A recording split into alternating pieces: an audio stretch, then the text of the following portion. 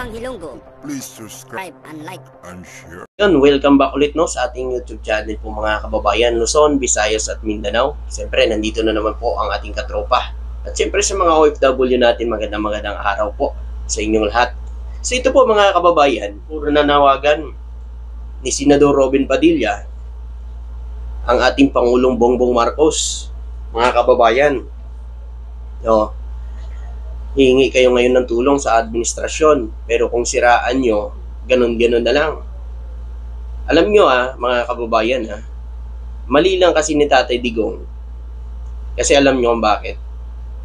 Si PBBM, dapat kakampi nila yan No?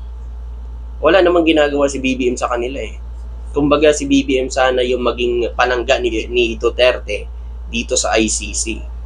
Yung magagamit niya sana si PBBM para talagang maharangan itong pagpasok ng ICC at pag-aresto ito kay dating Pangulong Roa Duterte. Pero anong ginawa nila? Siniraan.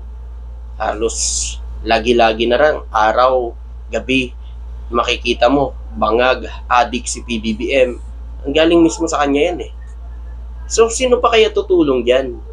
Kung ganun ang ginagawa, PBBM. Diba? Pero, hindi naman si BBM ang dahilan ng pagkakulong o pagka-aresto ni dating Pangulong Roa Duterte. Dahil, nag-file na sila, wala pa si BBM. Diba? Yung mga biktima, yung mga manaiwan, yung mga magulang, na mga biktima ng war on drugs. So, nag-file na sila. So, hindi ho kasalanan ni PBBM yun. Wala hong kasalanan si PBBM. Kasi, wala pa si PBBM, nakapile na po yan sa ICC. Nag-file na sila ng case laban kay dating Pangulong Roa Duterte. O, ngayon lang sa panahon ni PBBM, umusad ang kaso sa ICC. Dahil, ito, pakinggan nyo ito mga kababayan makinig kayo dito sa ating ipaparinig sa inyo. Sana, no, para may karoon din kayo ng idea, hindi lang sa puro fake news kayo nanonood, Ito, pakinggan nyo to. Administrasyong Marcos ang nag-file ng kaso sa ICC, yung mga biktima mismo. Tapos yung mga kaalyado nila, yun yung unang punto. Hindi po natin masasabi yung administrasyon kasi hindi pa sila yung nakaupo. Narinig nyo? Hindi pa si BBM ang nakaupo na nag-file sila ng kaso kay dating Pangulong Roa Duterte. Maliwanag ito mga kababayan. Tuloy natin. Nung time na final to. Pangalawa, hindi rin ang administrasyong Marcos ang nagsabi na hurry up. Sila po yung nagmamadali, di ba? Totoo yan. Hindi din po si BBM ang nagsabi niyan na minamadali na ang ICC kasi sabi, baka hindi niya na daw maabutan, mamatay na siya. So, sa kanya mismo nang galing yan diba? Hindi ho galing yan kay BBM. Kaya nga, sa mga kababayan natin, huwag yung isisi kay BBM dahil mismo galing din sa inyong amo, sa bunganga niya mismo, na minamadali yan ang ICC. Diba? Sa Congress hearing. Ito, pakinggan nyo to. Sabi nga niya, bilisan nyo, baka hindi niya na maabutan, diba? Tatanong ko na lang diretso, Mr. Chair. Yung former president ba ay willing na mag-cooperate sa investigation sa ICC? Kaugnay dito? ICC, ma'am. I'm asking the ICC to hurry up. Hurry up. Narinig nyo, hurry up. So, minamadali niya ng ICC na pumasok dito sa bansa. So, hindi kasalanan ni PBBM yun. Kasalanan na nila yun. Kasi minamadali nila ang ICC na imbestigahan na siya. Tinupad lang ng ICC yung sinabi niya. Yung pangarap niya. Diba? Ituloy natin. And if possible, they can come here and start the investigation tomorrow.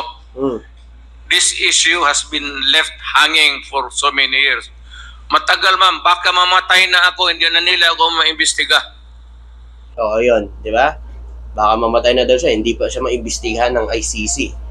So sa kanya mismo nang galing yan Kay dating Pangulong Duterte mismo nang galing yan. Hindi ho galing yan sa kay BBM, kundi sa kanya mismo. O, siyempre, yung ICC, nung narinig yan, mas lalong natuwa. Kasi nakakuha ng idea at nakakuha ng ebidensya dahil mismo galing sa bunganga niya. Diba? O yan, tinupad lang ng ICC, hindi si BBM. Hindi si PBBM ang dahilan na pag-aresto kay dating Pangulong Rod Duterte. Kaya yung pinapakalat ng iba dyan dahil kay BBM, sinisisi si BBM, gusto na nila patalsakin si BBM, para ano? Patalsikin niyo si BBM sa presidente, para ano maupo si Vice President Sara Duterte? Ganun ba yun?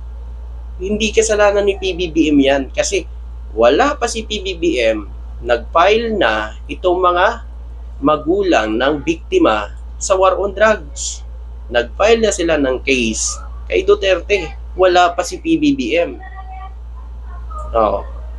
Tapos ngayon si BBM sisisihin nyo. So ito naman guys, ito, ay yung nakikita nyo, yung sinabi ni PBBM, may pamahal-mahal na pa, BBM, pigilan mo ang ICC. Yan yung sinabi ni Robin Padilla. Ito, nananawagan ako kay Pangulong Bongbong Marcos na gamitin ang kanyang executive power upang ipatigil ang anuman pagsunod ng PNP sa utos ng ICC o Interpol. So yan si mismo po galing kay Senador Robin Padilla. Galing po sa ICC ang warrant of arrest.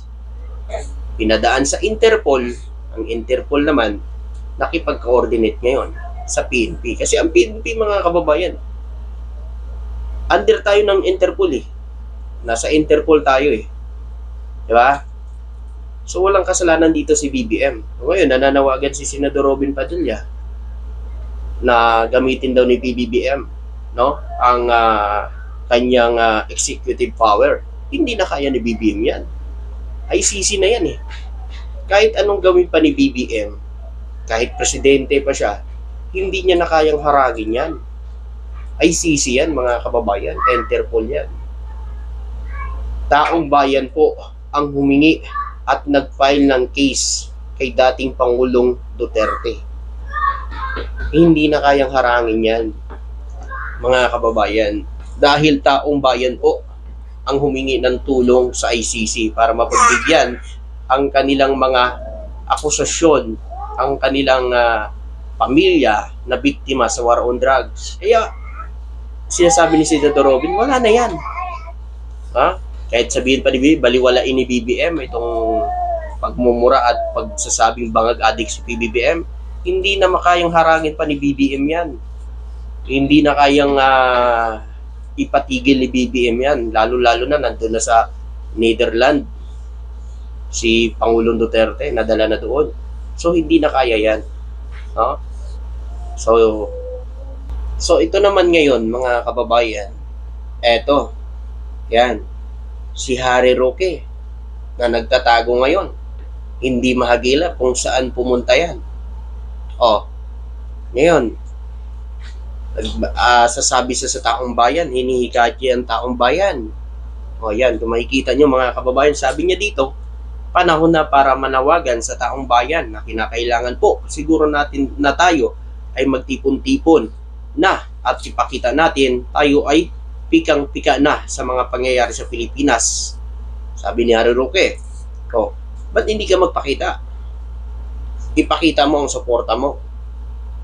Kung wala kang kasalanan, lumabas ka. Sagutin mo mga aligasyon sa'yo at mga akusasyon sa'yo kung wala kang kasalanan. Kasi kung wala kang kasalanan, dapat hinaharap mo ang kaso mo. Ewan ko bakit may mga nauuto pa to si Harry Roque, mga kababayan. Ha? Biruin nyo na lang. Kung walang kasalanan yan, hindi ho magtatago yan. Hindi po yan pupunta sa ibang bansa para magtago. Ngayon, sasabihin mo na ganyan, lumabas kayo. Sige nga, lumabas ka nga. Nang makita mo kaagad kung saan ka didiretso. Alam nyo, nanghihikayat kayo ng taong bayan. Ang tagal nyo na kasing ginagawa yan eh. Nanghihikayat kayo, people power, kahit hindi naman kayo inaapi ng gobyerno. Kayo naman ang naninira sa gobyerno eh. Hindi naman si PBBM. May narinig ba kayo na mga paninira ng administrasyon o ni PBBM sa inyo? Wala. Mabait si PBBM. Nga lang kasi, sinagad nyo lang ang kabiitan ni BBM. Biruin nyo ba naman, araw-araw nyo ba naman sabihan bangag adik si PBBM? Kahit wala kayong matibay na ebidensya. Diba? Oh, pero pinapalagpas ni BBM yan. Kasi nakakaintindi si PBBM. Hindi solusyon ang pagganti sa kapwa mo, Pilipino. Yan ang dapat na isipin ng mga Pilipino. Dapat tularan ng mga kapwa nating Pilipino. Hindi solusyon ang isa pang pagkakamali sa isang pagkakamali. At hindi solusyon ang dahas para lang masolusyonan ang problema. Diba? Yan ang pinaparamdam ni BBM. Yan ang ginagawa ni BBM. Hindi masolusyonan ang problema kung dadaanin din sa dahas. Lalong lalala lang, mga kababayan. Diba? O. Kaya ngayon, Roque, ito lang masasabi ko, lumabas ka. Lumabas ka. Kung talagang totoo ka sa mga sinasabi mo na wala kang kasalanan, totoo ka sa mga sinasabi mo na wala kang kasalanan, hindi ka dapat matakot. Harapin mo kung ano man ang mga akusasyon sa iyo. Ganun lang yan. Huwag mo na idamay ang taong bayan. Lumabas ka. Pumunta ka sa EDSA na sinasabi mo at aabangan ka doon ng mga pulis. Ganun lang yan eh. Di ba wala kang kasalanan? Pakita mo na wala kang kasalanan.